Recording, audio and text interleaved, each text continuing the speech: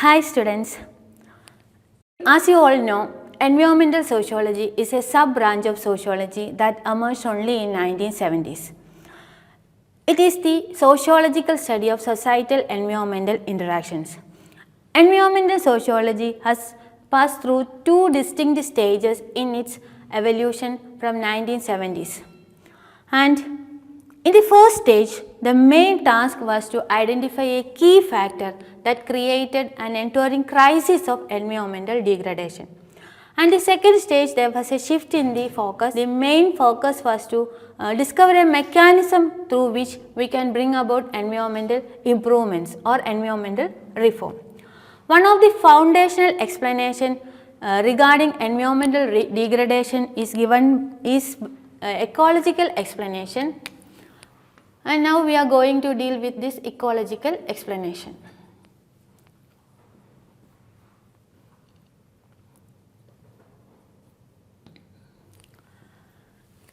This ecological explanation was put forward by two American sociologists, that is William Catton and Riley Dunlap.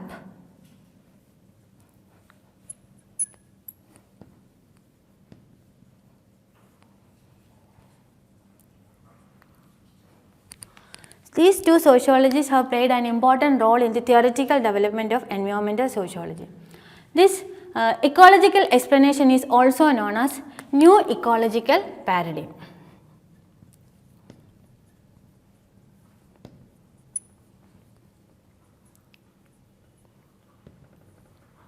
or NEP.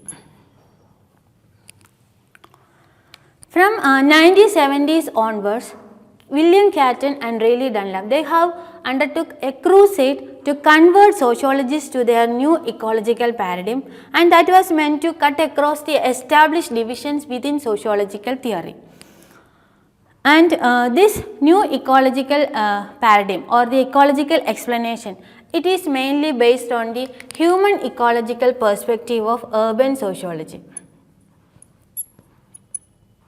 So, human ecological perspective of urban sociology, that was mainly in the period 1920s to 1960s. And this urban ecological model or the human ecological model in urban sociology was put forward by one of the famous sociologists, Robert Park. Robert Park and his colleagues at the University of Chicago.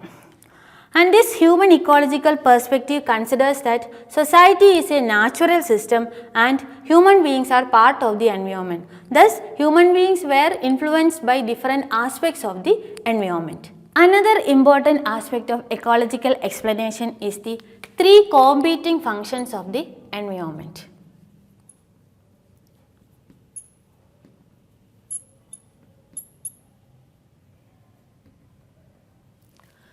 These three competing functions of the environment. By these three competing functions, Catton and Dunlap means that there are three general functions that the environment serves for human beings.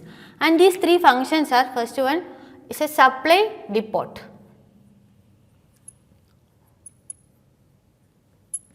Second, living space. Third, waste repository.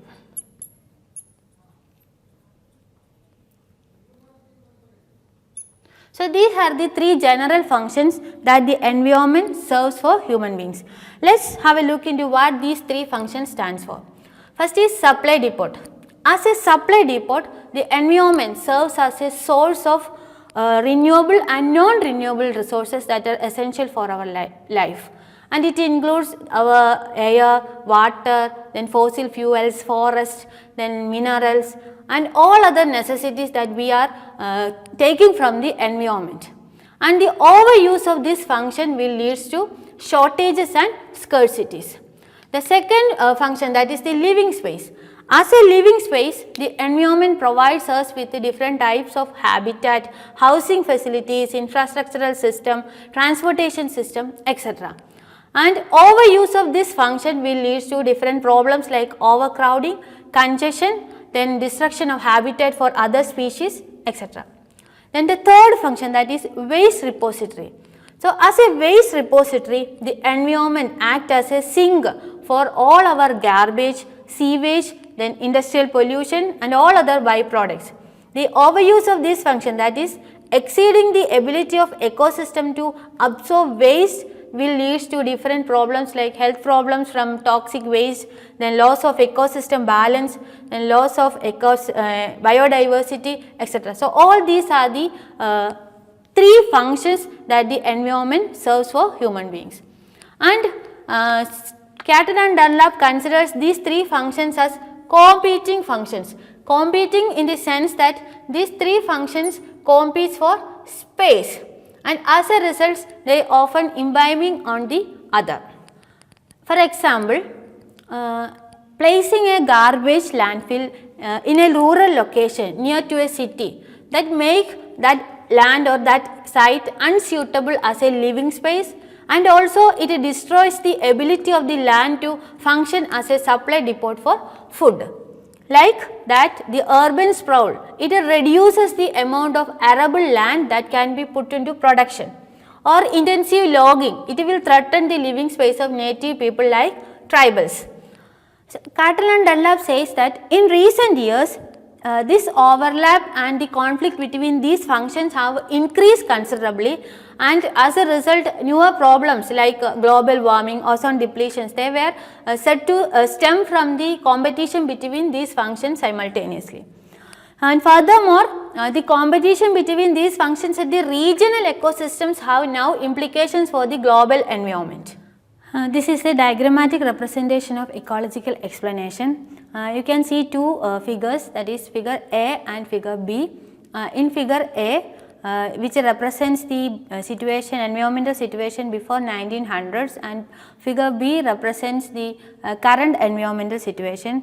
And in this figure there are three circles, and these three circles represents the three general functions that the environment serves for human beings.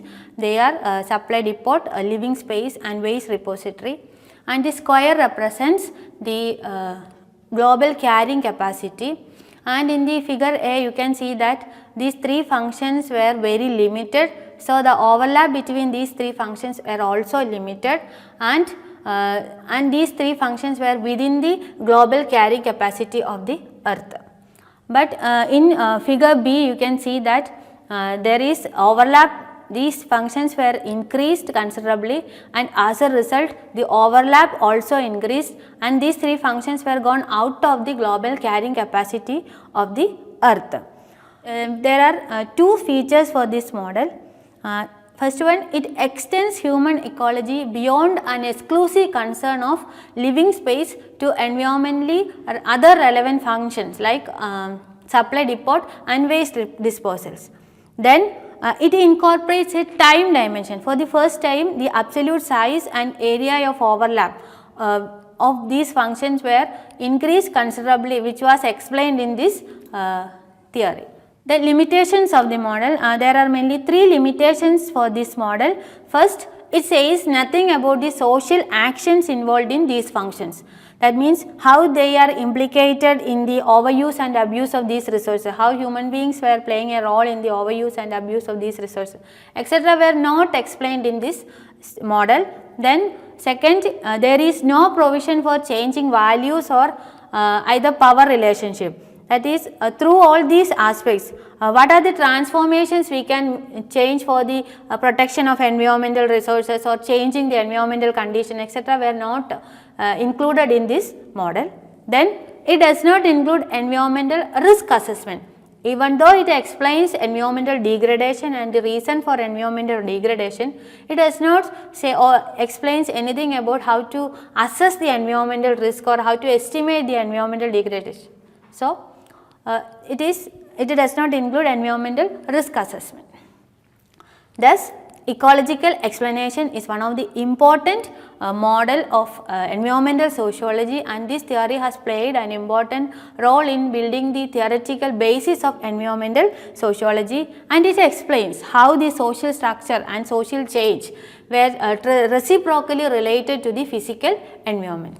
So, this is ecological explanation of environmental destruction, and we can just rewind what we have learned today we have learned about ecological explanation, and it was proposed by two American environmental sociologists, William Catton and Raleigh Dunlap, and it is also known as New Ecological Paradigm or NEP, and it is a part of human ecological perspective of urban sociology. And in this theory there are three general functions that the environment serves for human beings, and these three general functions are known as three competing functions of the environment, and it explains how these general functions compete for space and how it leads to environmental degradation. So, this is all about ecological explanation by Catton and Dunlap. Thank you for listening.